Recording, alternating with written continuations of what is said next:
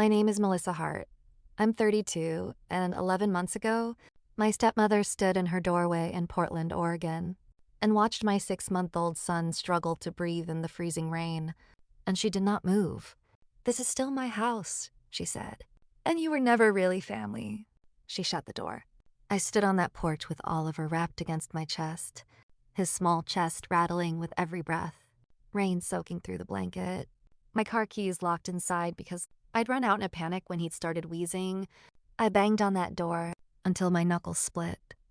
Nothing. Just the porch light clicking off. I'm going to tell you exactly what I did next, and how the woman who locked us out in the rain ended up losing every single thing she'd spent 20 years stealing. But if you've ever been the one who was never really family in your own home, stay with me, because I'm telling this for you. Tell me in the comments where you're listening from tonight. Let me take you back first, because you need to understand what never really family meant in that house. My father, Richard, married Denise when I was 14, 2 years after my mother died of the same congenital heart condition that, I would later learn, ran quietly in our bloodline. Denise arrived with a smile for the neighbors and a different face for me. She never hit me. She was smarter than that. She simply erased me 1 inch at a time.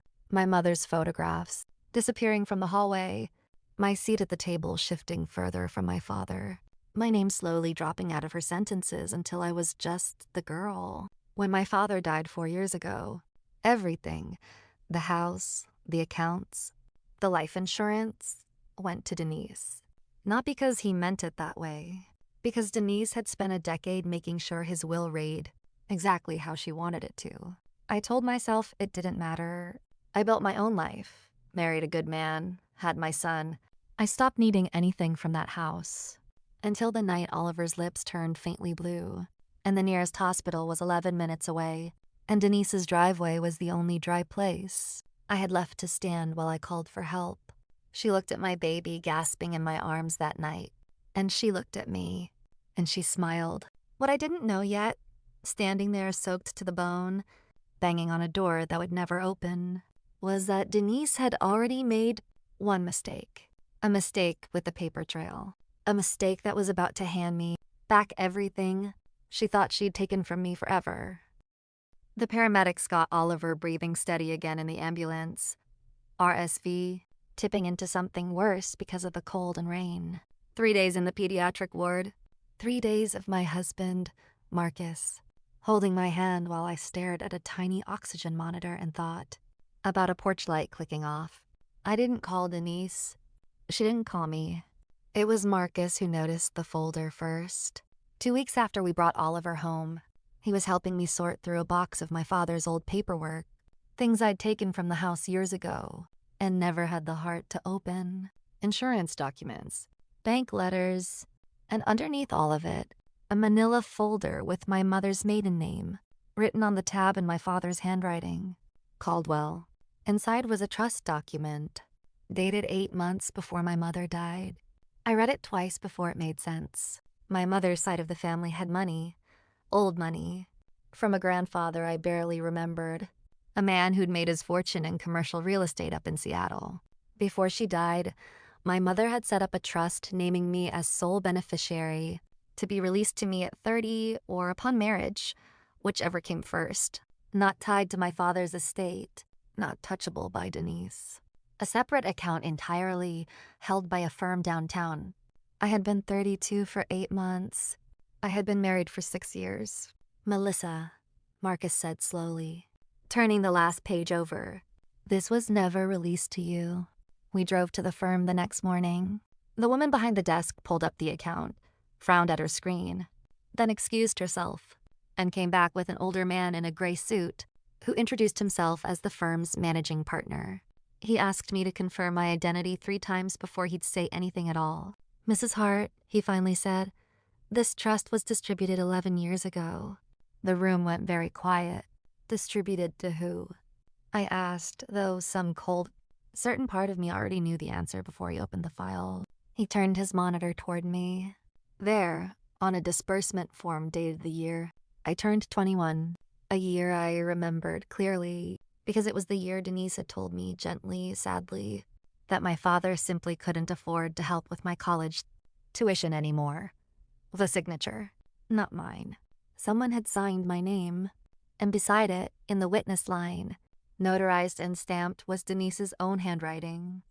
I sat in that office and asked to see the signature again. Then again. My hand doesn't loop the M like that. It never has. Whoever forged it had gotten close enough to fool a bank teller 11 years ago, but not close enough to fool me looking at my own name.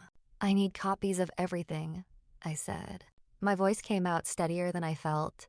The managing partner hesitated, then looked at Marcus, then back at me.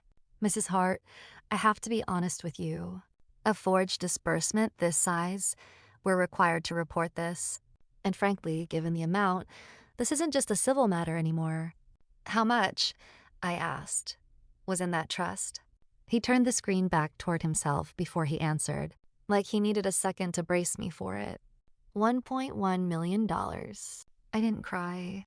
I didn't say anything for a long moment. I just thought about a 14-year-old girl being told her father couldn't afford her tuition. I thought about working 2 jobs through community college while Denise renovated a kitchen she didn't need.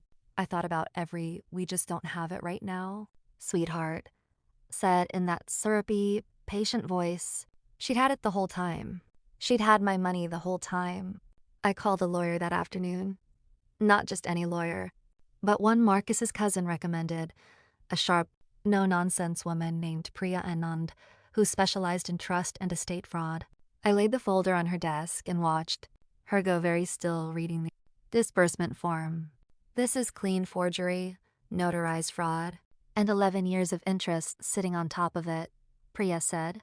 Whoever did this didn't just steal from you once. They stole, and then they kept it hidden every single year since. Because the moment you turned 30 and asked questions, this was always going to unravel. So what do? We don't confront her yet, Priya said, closing the folder with a quiet finality. We build it, quietly. We pull banking records. We get a handwriting analyst. We find out exactly where that $1 million went for 11 years. And then, when it's airtight, you let the paper do the talking. I nodded, but something else was already turning over in my mind, a memory I hadn't thought about in years.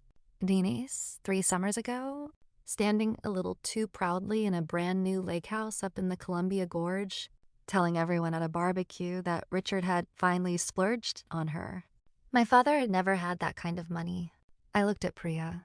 I think I know exactly where to start looking. The lake house was the first thread. Priya's forensic accountant, a quiet, methodical man named Doug Feinberg, pulled the property records in a single afternoon. Purchased 8 years ago, cash, no mortgage. $640,000. Paid by a Shell LLC with Denise listed as the sole managing member. Your father's estate never had this kind of liquidity, Doug told us, sliding a printout across the table. Every dollar traces back to withdrawals from your mother's trust, laundered through 2 accounts before it ever touched real estate. It got worse the deeper Doug dug. A car, a business consulting LLC that had never filed a single invoice, tuition payments, not for me, but for a name I didn't recognize at first. Ashley Kern.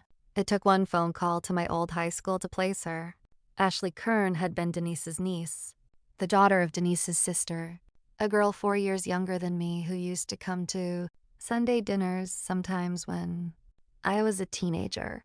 Quiet, awkward, always watching Denise like she was the only adult in the world who liked her. Denise hadn't just stolen my inheritance. She'd spent 11 years quietly funding another child's entire life with it. Private school, a car at 16, a paid-off condo 2 years ago as a graduation gift. While I was told there was nothing left, I sat with that for a full day before I let myself feel it. Not rage. Not yet. Something colder. Because if Denise had built an entire second family on my mother's money, then locking Oliver and me out in the rain hadn't been cruelty in a moment of anger. It had been consistent. It had been who she'd always been. Priya called on a Thursday with the last piece. There's a court date, she said. Ashley's condo, the one Denise's LLC holds the deed for, it's going up for sale. Denise is refinancing the lake house too, pulling equity fast. Doug thinks she's cashing out everything she can before your 33rd birthday, in case you ever came asking. She knows, I said quietly. She's known this whole time I could find this. She's about to run out of time to hide it, Priya said. We have the forged signature, the handwriting analyst's report, Doug's full financial trail, and now a closing date of our own to work against. Everything's ready to file. I looked at Marcus across the kitchen table, at Oliver asleep in his bouncer, his breathing finally, fully clear. There's a family dinner, I said slowly. Denise still does the Sunday thing. Every year she invites me. I always say no. Priya went quiet for exactly 1 beat. This year, I said, say yes for me. Sunday came bright and cold, the first clear sky in weeks.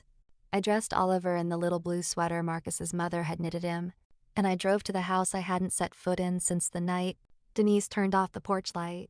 She opened the door smiling like 11 months hadn't happened. Melissa, and is this my grandson? She reached for Oliver like she had any right to. I stepped past her into the living room. Priya was already seated on the couch, a folder closed on her knees. Doug stood by the window with his laptop bag, and beside them sat a woman with a badge clipped to her blazer. Detective Rowan, from the County Fraud Unit, who'd been quietly building her own case for 3 weeks. Once the trust company's report reached her desk, Denise's smile didn't move, but her hand did, gripping the doorframe. What is this? Sit down, Denise, I said. Priya opened the folder and laid it out the way you'd lay out cards. Face up, one at a time. The trust disbursement with my forged signature, the handwriting analyst's report, side by side with my real signature from a dozen documents spanning 15 years, the lake house, the Shell LLC, Ashley's tuition records, her car, her condo. You spent 11 years telling me there was nothing left, I said. There was $1.1 million. You forged my name and gave my inheritance to another woman's daughter while I worked 2 jobs to pay for community college. Denise's face did something I'd never seen it do. The hostess mask slipping, cracking straight down the middle. Your father wanted her taken care of too, she said. Too fast, too bright. I raised you. I gave you a home. You gave me a porch light turning off, I said, while my son couldn't breathe. Detective Rowan stood. Mrs. Hart, we'll need you to come with us to answer some questions about a fraudulent trust disbursement and forged notarization. Denise looked at me, eyes wet, summoned fast the way she always could summon them. After everything, I don't need you to understand, I said, and I meant it, all the way down. I stopped needing that a long time ago. The weeks after moved exactly the way Priya promised. The lake house sale froze mid-signature. The condo went into receivership. A judge voided the LLC transfers one by one, and the restitution order came back with my name on the right side of it for once. $1.1 million, plus 11 years of interest, returned in full. Denise pled to avoid trial. No handcuffs on television. Just a record that will walk into every room ahead of her for the rest of her life. This spring, we closed on a house of our own. Small, bright, paid for outright. Oliver took his first steps across that living room floor, healthy, breathing easy, into arms that never once let him go.